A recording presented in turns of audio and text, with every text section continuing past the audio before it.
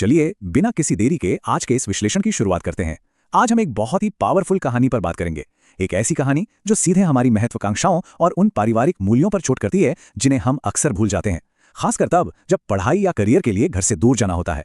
सफलता की दौड़ में कई बार सबसे जरूरी चीजें पीछे छूट जाती है ना। आज हम यही समझेंगे कि कैसे सिर्फ थोड़ी सी बातचीत यानी कम्युनिकेशन की कमी हमारे सबसे खास रिश्तों को हमेशा के लिए बदल कर रख सकती है। इस पूरी कहानी की शुरुआत एक ऐसे सीन से होती है जो सच में रोंगटे खड़े कर देता है। जरा इमेजिन कीजिए, रवि नाम का एक शख्स जो अब शहर का एक बहुत बड़ा और सफल इंसान बन चुका है, अपने गांव वापस लौटता है। लेकिन वो 2 दिन की देरी से आया है। गांव पहुंचते ही वो अपने घर के बाहर रखी एक पुरानी सी खाली कुर्सी के सामने घुटनों के बल बैठ जाता है और फूट फूट कर रोने लगता है। आखिर ऐसा क्या हो गया? एक इतना कामयाब इंसान इस तरह क्यों टूट गया? बातचीत में ऐसी कौन सी दरार आ गई जिसने इतनी बड़ी त्रासदी को जन्म दिया? इसे समझने के लिए हमें थोड़ा पीछे जाना होगा। कहानी के इस हिस्से पर नजर डालते हैं, सफलता की दूरी। तो होता क्या है कि रवि, जो एक बहुत ही साधारण से ग्रामीण श्यामलाल का इकलौता बेटा है, अपने बड़े सपनों को लेकर गांव से शहर आ जाता है। कड़ी मेहनत करता है और सच में एक बहुत कामयाब इंसान बन जाता है। ये तो हम सभी का सपना होता है। लेकिन इस उड़ान में रवि सफल तो रहा, पर इस सफलता की एक बहुत बड़ी कीमत भी चुकानी पड़ी। उस कामयाबी के पीछे उसके पिता श्यामलाल गांव में बिल्कुल अकेले रह गए थे। अब इस कॉन्ट्रास्ट को देखिए, ये हम सब के लिए एक बहुत बड़ा सबक है। शुरुआती दिनों में जब रवि नया नया शहर गया था, तब वो हर हफ्ते फोन करता था, रिश्ते को बनाए रखने की पूरी कोशिश करता था। लेकिन फिर जैसे जैसे करियर आगे बढ़ा, काम का बोझ बढ़ता गया, असाइनमेंट्स, प्रोजेक्ट्स, मीटिंग्स, और नतीजा बातचीत पहले कम हुई और फिर पूरी तरह से बंद हो गई। क्या हम भी अपनी व्यस्तता में अक्सर ये गलती नहीं करते? ये मूल समस्या की असली जड़ है। भले ही रवि ने फोन करना बंद कर दिया था, लेकिन गांव में श्यामलाल जी की दिनचर्या में कोई बदलाव नहीं आया। सोचिए, हर रोज शाम को ढलते सूरज के साथ श्यामलाल घर के बाहर एक पुरानी कुर्सी डालकर बैठ जाते। उनकी नजरें बस उस रास्ते पर टिकी रहती जहां से उनका बेटा वापस आ सकता था। वो बिना थके लगातार बस अपने बेटे के लौटने का इंतजार करते रहते। और इस बीच गांव वाले उनके पास आते और चेतावनी देते हुए कहते, बाबा, शहर गए बच्चे कभी वापस नहीं आते। वो लोग यथार्थवादी थे, लेकिन श्यामलाल का विश्वास बिल्कुल अडिग था। वो बस मुस्कुराते और हर बार पूरे यकीन के साथ यही कहते, मेरा रवि अलग है। ये सिर्फ कुछ शब्द नहीं है, ये वो अटूट और अंधी उम्मीद है जो हर माता पिता अपने बच्चों से लगाते हैं, चाहे बच्चे उनसे मीलों दूर क्यों ना हो। लेकिन फिर कहानी में एक बहुत ही गंभीर मोड़ आता है।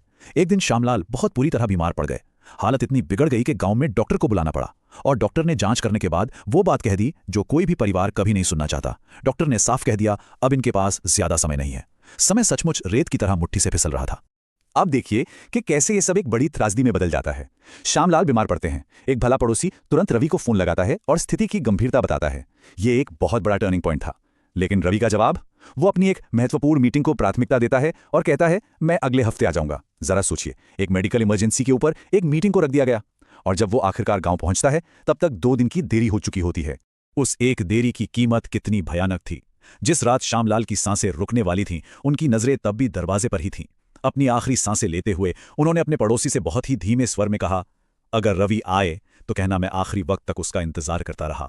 और उसी रात वो इस दुनिया से चले गए। ये शब्द दिल चीर देने वाले हैं और बताते हैं कि रवि की उस देरी का परिणाम कितना अपूरणीय था। अब हम वापस उसी शुरुआत वाले सीन पर आते हैं। रवि गांव पहुंच चुका है, फूट फूट कर रो रहा है क्योंकि अब बहुत देर हो चुकी है। घर के बाहर वही कुर्सी है, पर इंतजार करने वाला अब नहीं रहा। तभी वो पड़ोसी रवि को एक पुराना डिब्बा लाकर देता है। उस डिब्बे में कुछ बचपन के खिलौने थे और साथ में थी पिता की लिखी हुई एक आखिरी चिट्ठी। उस आखिरी चिट्ठी में श्यामलाल ने जो लिखा था वो किसी को भी अंदर तक झकझोर सकता है।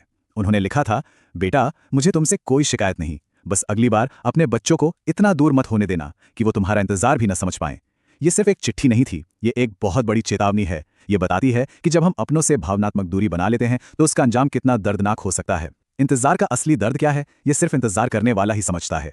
इस पूरी कहानी से हमें 3 बहुत ही अहम बातें सीखने को मिलती हैं। पहला, सफलता चाहे कितनी भी बड़ी क्यों ना हो, कभी भी परिवार की जगह नहीं ले सकती। दूसरा, रिश्तों को बनाए रखने के लिए कम्युनिकेशन यानी बातचीत के लिए सक्रिय प्रयास करने पड़ते हैं, रिश्ते अपने आप नहीं चलते। और तीसरा, सबसे जरूरी पॉइंट, अपनों के साथ बिताया गया समय पूरी तरह से नॉन रिन्यूएबल है। जो वक्त एक बार चला गया वो कभी लौटकर नहीं आता। करियर की भाग दौड़ में इन बातों को भूलना बहुत आसान है, लेकिन ये एक बहुत बड़ी भूल साबित होती है। आज की इस चर्चा के अंत में एक ऐसा सवाल है जिस पर हम सभी को गहराई से सोचना चाहिए। पिछली बार ऐसा कब हुआ था कि किसी असाइनमेंट या मीटिंग को किनारे रखकर सिर्फ परिवार से बात करने को पहली प्राथमिकता दी गई थी? अपनी महत्वाकांक्षाओं को उड़ान भरने दें, वो जरूरी है, लेकिन उन्हें उन रिश्तों की डोर मत काटने दें जो हमारे जीवन का असली आधार हैं। आज ही अपने प्रियजनों को फोन मिलाइए